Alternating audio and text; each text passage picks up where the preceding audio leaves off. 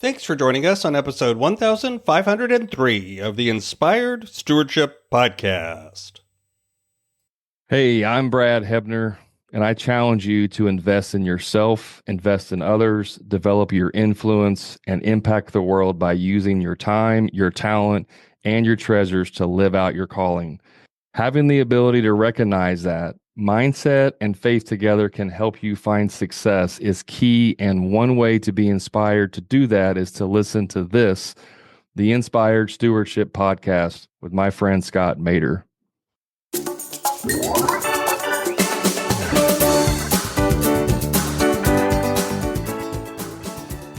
Well, I call it the employee mindset. Most of us have been trained to be employees, so we're trading our skill set for money. A lot of contractors are accidental entrepreneurs. Not saying that maybe they didn't have desires of starting their own business, but they kind of fall into starting their own business through one way or another. Welcome and thank you for joining us on the Inspired Stewardship Podcast. If you truly desire to become the person who God wants you to be, then you must learn to use your time, your talent, and your treasures for your true calling. In the Inspired Stewardship Podcast, you will learn to invest in yourself, invest in others, and develop your influence so that you can impact the world.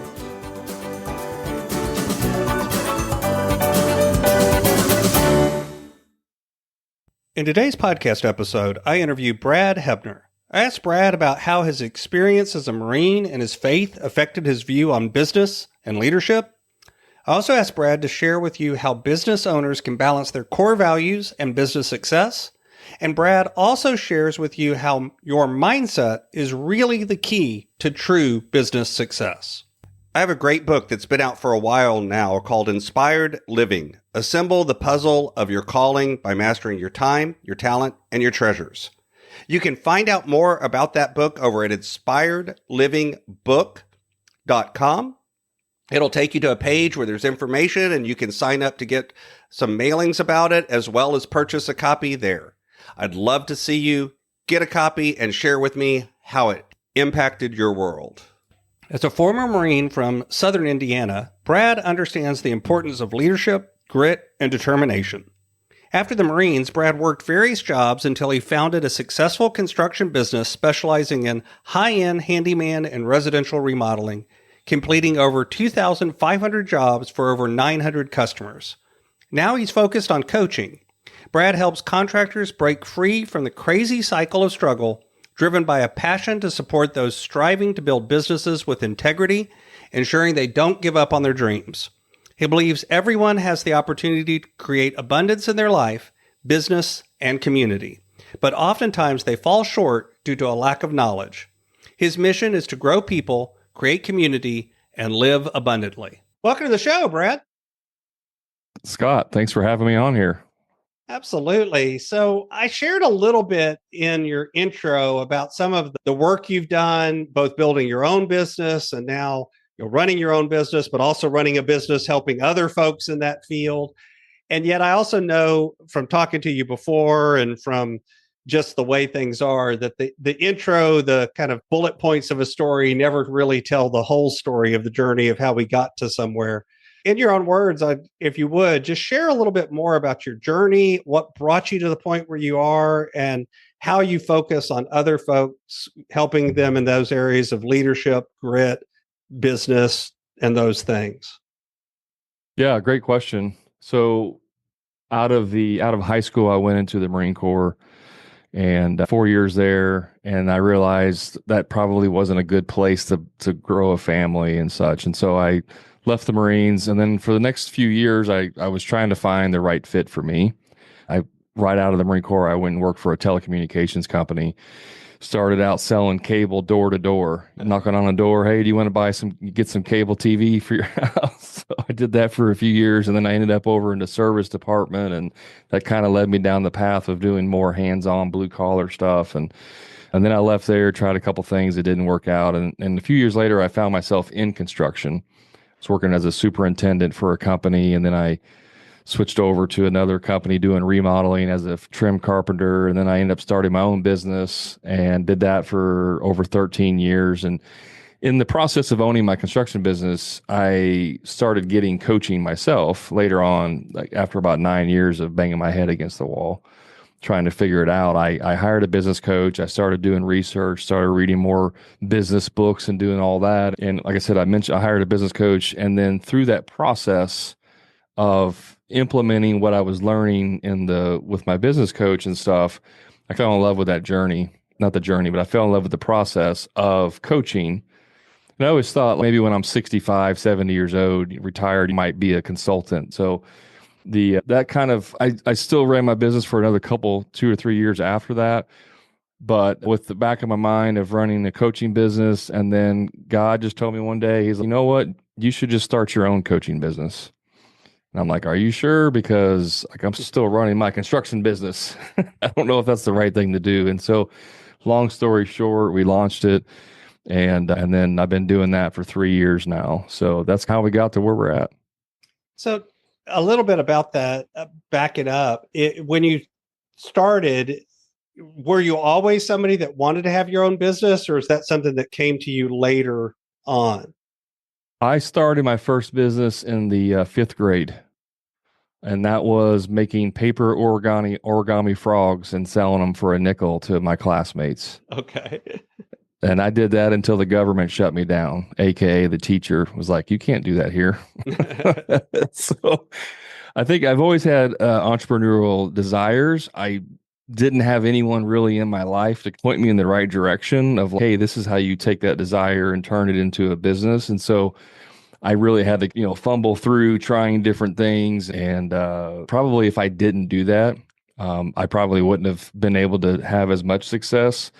I had if you want to call it a legitimate business, I had a lawn care business when I was 16. I started cutting grass, and I did that for a year. So, again, I wish somebody had spoken to my heart then and was like, hey, keep doing this, and this would lead to a lot bigger and better things. But I didn't have anyone like that in my life at the time. And so I just thought you had a job and you just did this for money, and that was it. Yeah, I just always had that desire to start a business. Hmm. And by the way, thank you for your service with the Marines. What caused you to go that route first?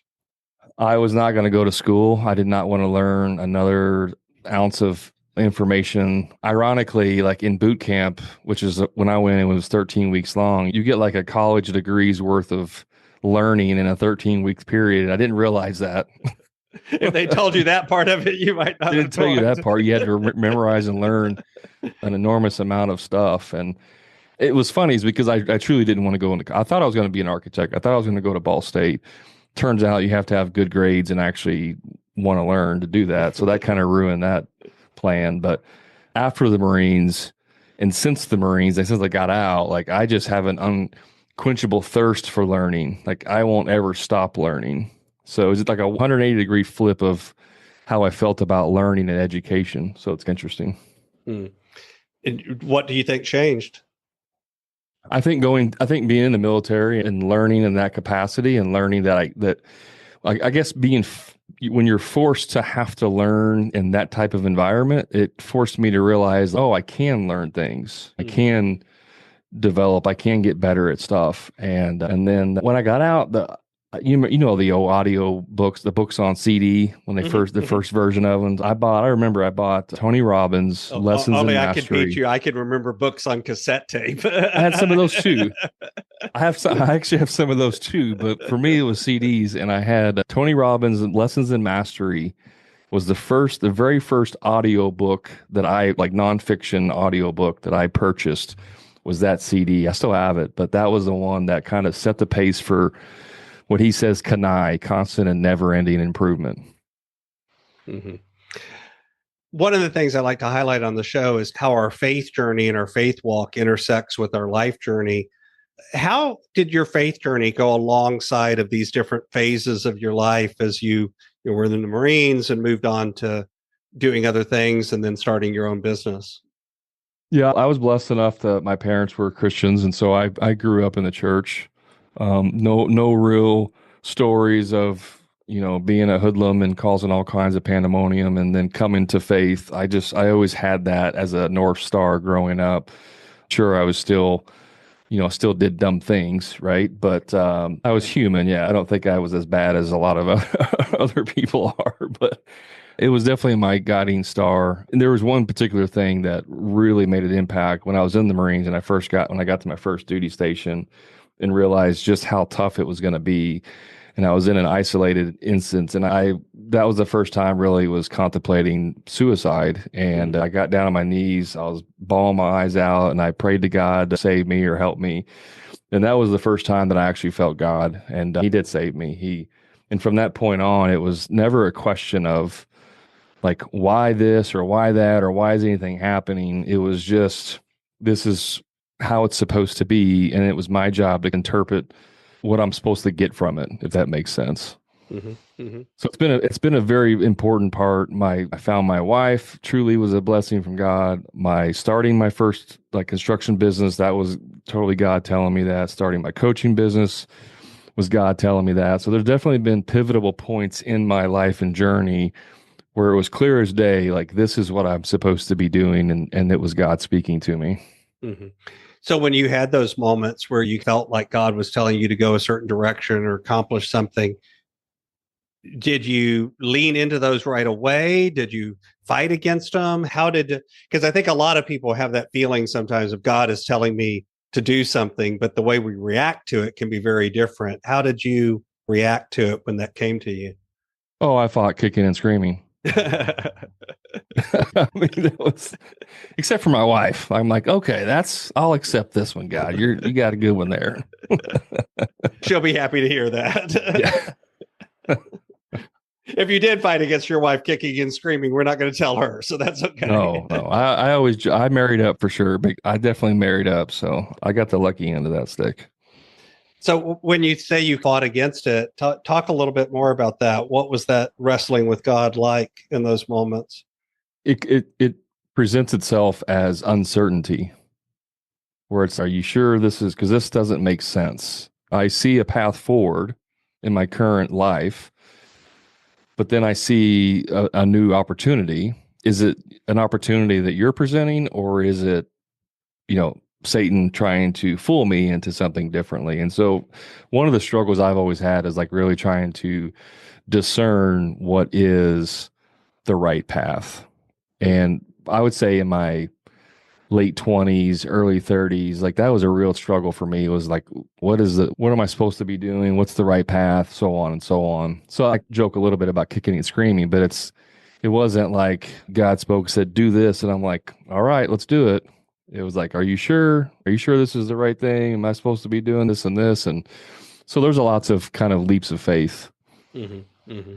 How do you think those early years that you spent being a Marine, how do you think they've affected both you as a business owner and you as a coach?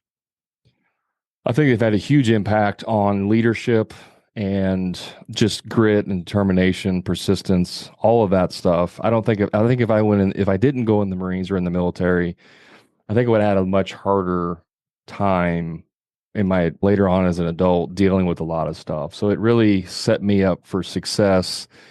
One, and this is probably the single biggest benefit, is you're definitely put to the test. You will get to the point, like I mentioned about the thought of even suicide got to that point. That's the ultimate breaking point, in my opinion. But even not just that, physically, mentally, every aspect, you're going to be challenged. And there's often times where I lean back to that.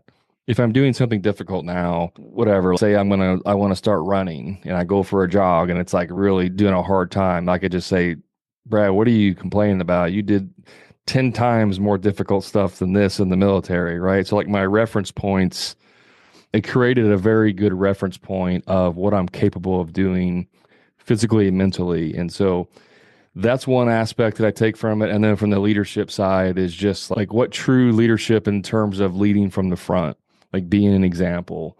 You're not just hiding in the back telling your people to go do something that you wouldn't do yourself. You know what I mean? So that type of being an example for your team, for your people, for everyone around you. Mm-hmm. So you talked earlier about how your mindset shifted from fighting against learning to having more of a growth mindset where it's always be learning. And I think another mindset shift that a lot of us struggle with when we're business owners is that idea of the scarcity mindset versus the abundance mindset. Hmm. That feeling of I got to hold on to it all. I've got to get my slice of the pie kind of feeling, scarcity versus no, there's more than enough to go around and it's okay. How have you found yourself shifting through those mindsets and now coaching others in business? How do you help them deal with that tension?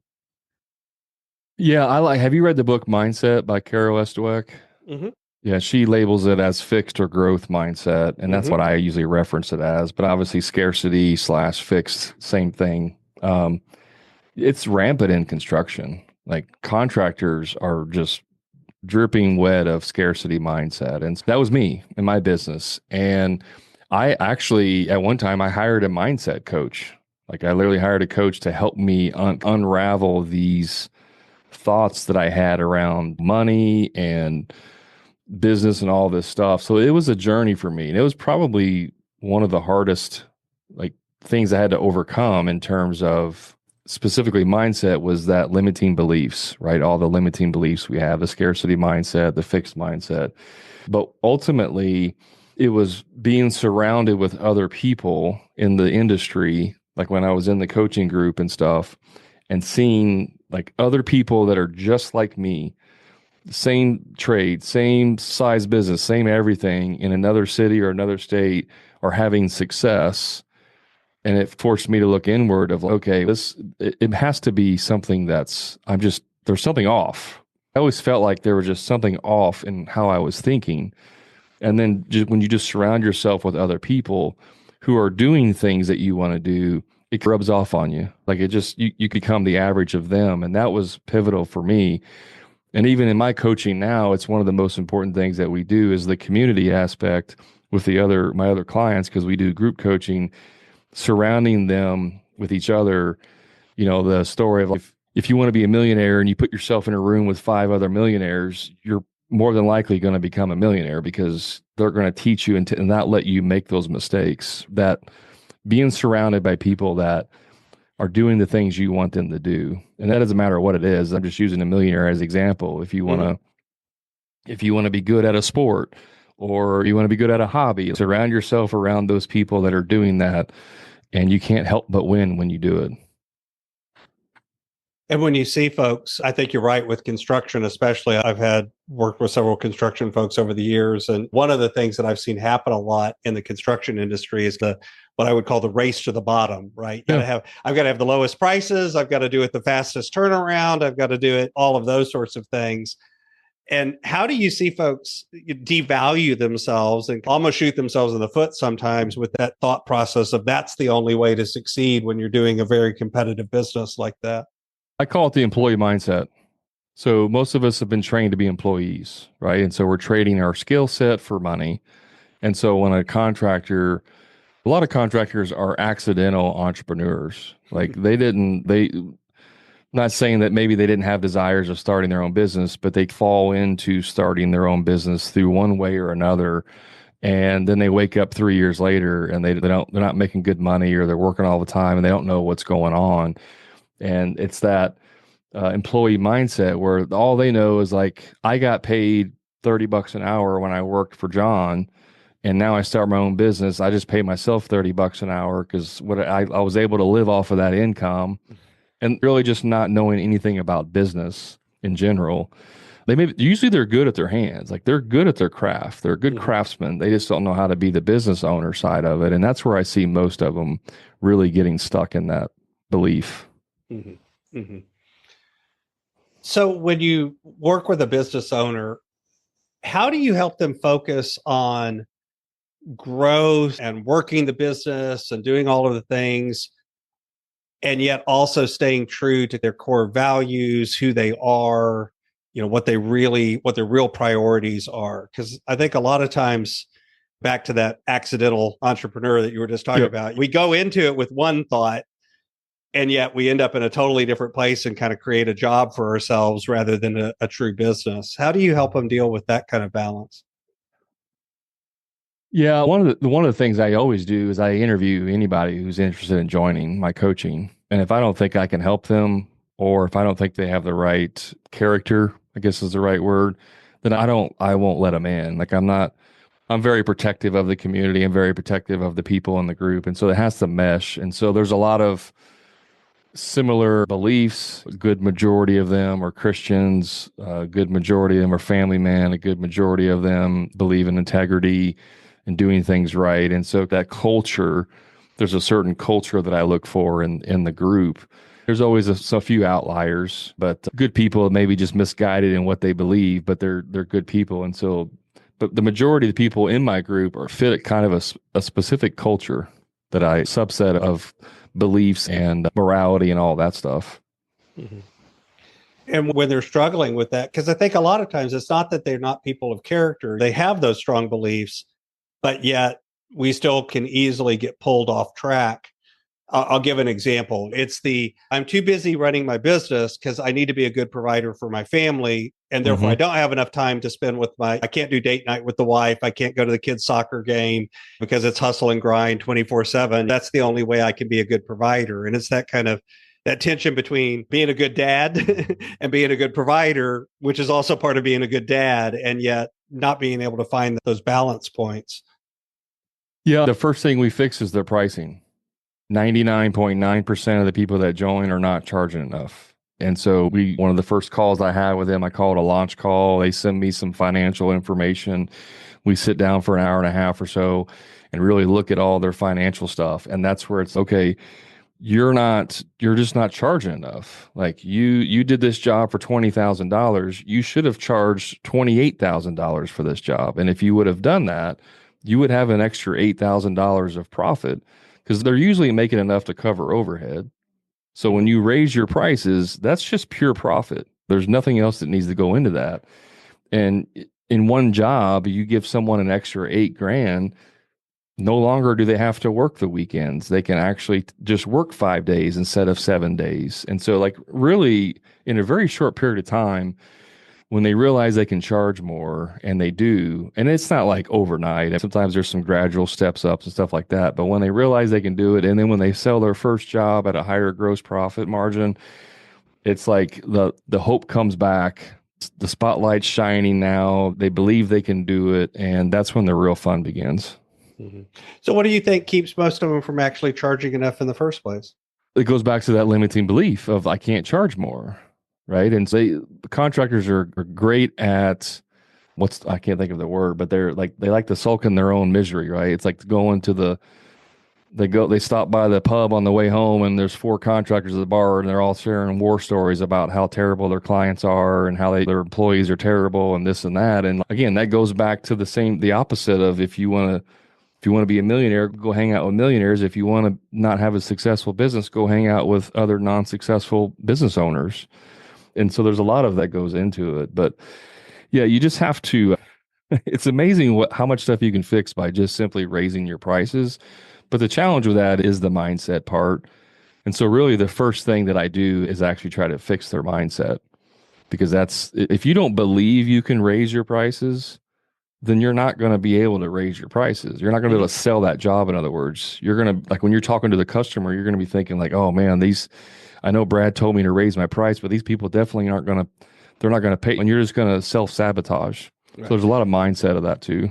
There's a difference between saying this job is going to cost $28,000 and saying, I was thinking maybe, how about, and I know I'm being over dramatic, but that really is how it comes. That's pretty across. Accurate. It sounds different. Yeah.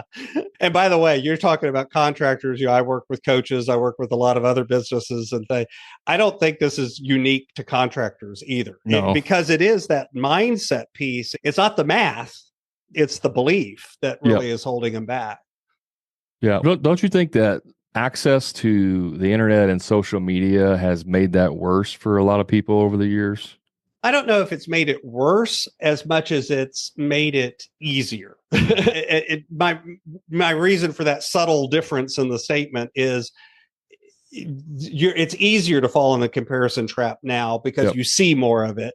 Yep. I think it existed. My father was a small business owner. I grew up around a small business owner.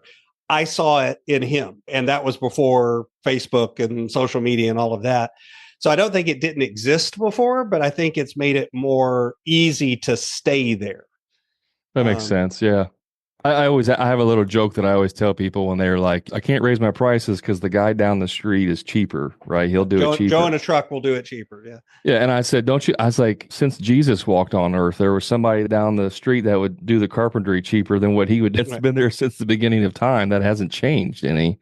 And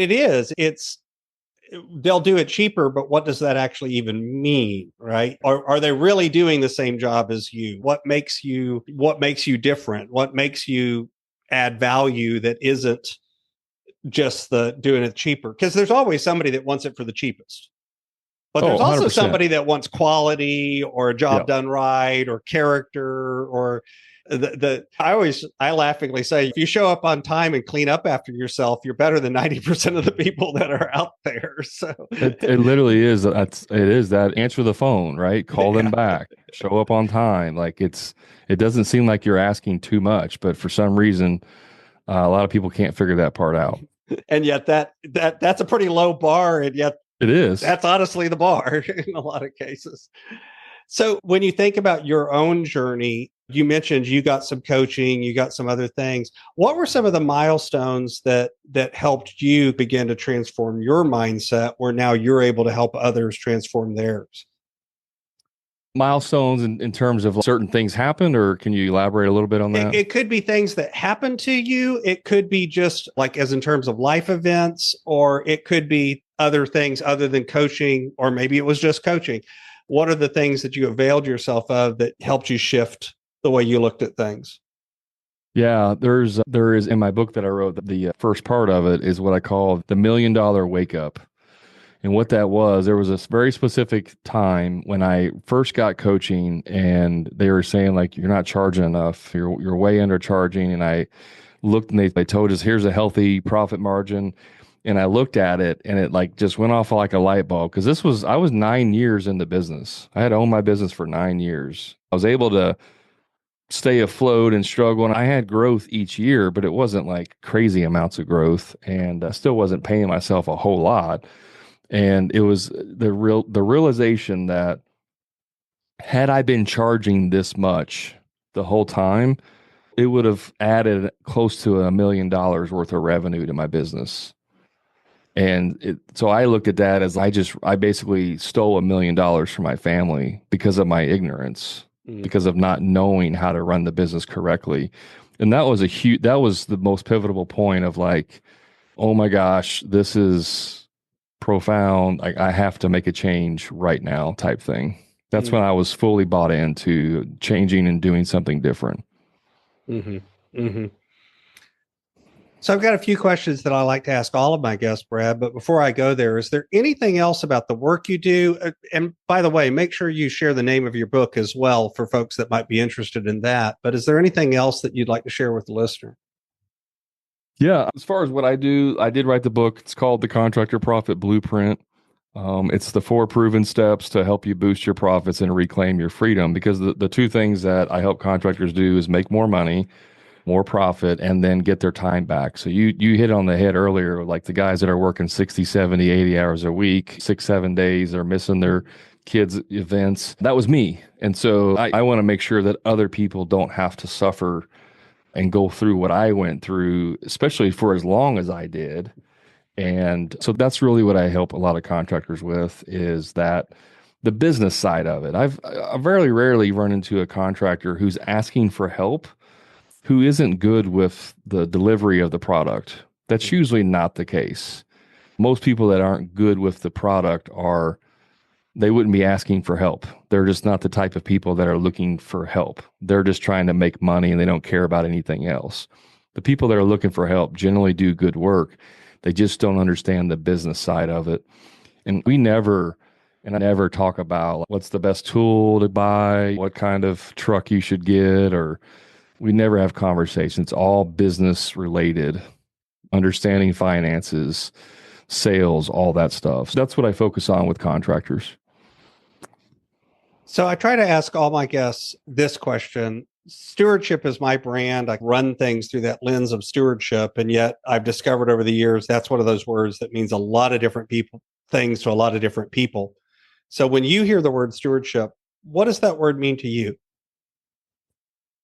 Yeah, stewardship is basically managing what God has given us, right, on this earth. I like to, there's obviously different ways you can look at this, different levels, but for me, stewardship is not letting things that are in front of me wilter away, neglect them is the word I'm looking for. Not neglecting the things in the world that I should be taking care of. And then also nurturing the things that need to grow and become its best version of itself. And so I always tell my son every morning, I'm like, son, be the best version of you today.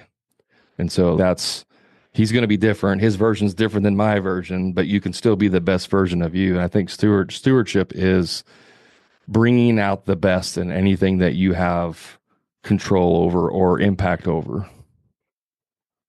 So this is my favorite question that I like to ask each guest. Imagine for a moment that I could invent this magic machine.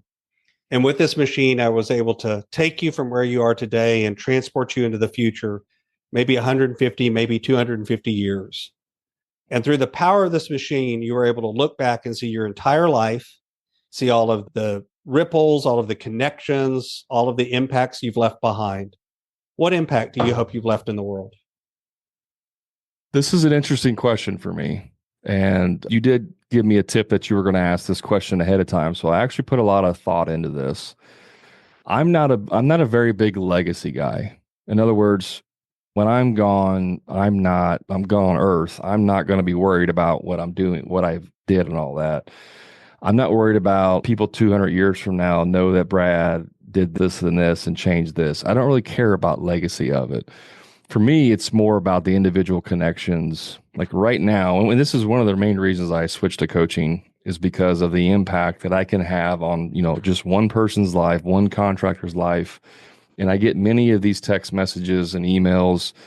It's like, hey, I did my first this. I just did this. I took my first vacation. You just changed my life. Like you've changed my business. That to me is far more important as far as the impact today than 200 years from now, what happens. Now, obviously God's plan. I don't know what's going to happen, but I don't want to look at it like, oh, I'm a Rockefeller, I did this, or I'm a Elon Musk and we went to Mars. Like, I don't care about that part of it. It's like, how many people did I touch along the way at a very personal, intimate level? And how many people did I impact in that capacity? So what's on the roadmap? What's coming next for you as you continue on this journey? We're still growing the coaching business. We're still trying to make it better and better every day. Again, applying Kanai to my own coaching business. I just recently hired a CMO to help with marketing and stuff because we're really just trying to grow it. I think the next thing on the map is going to be doing more trade shows and then doing speaking. I want to start doing some speaking engagements. So for me personally, that's what's on the roadmap. Awesome. And so you can find out more about Brad over at his site, thecontractorprofitblueprint.com. Brad has also extended a special coupon, Inspired, to get $7 off the book over at his website. And of course, I'll have a link to that over in the show notes as well. Brad, is there anything else you'd like to share with the listener? For your listeners, I would just encourage them that you can run and grow a business and honor God in the process. You don't have to lie, cheat, and steal your way to the top, contrary to what a lot of people on social media might tell you. Have integrity and honor God in all you do, and you will achieve that level of success that you're looking for.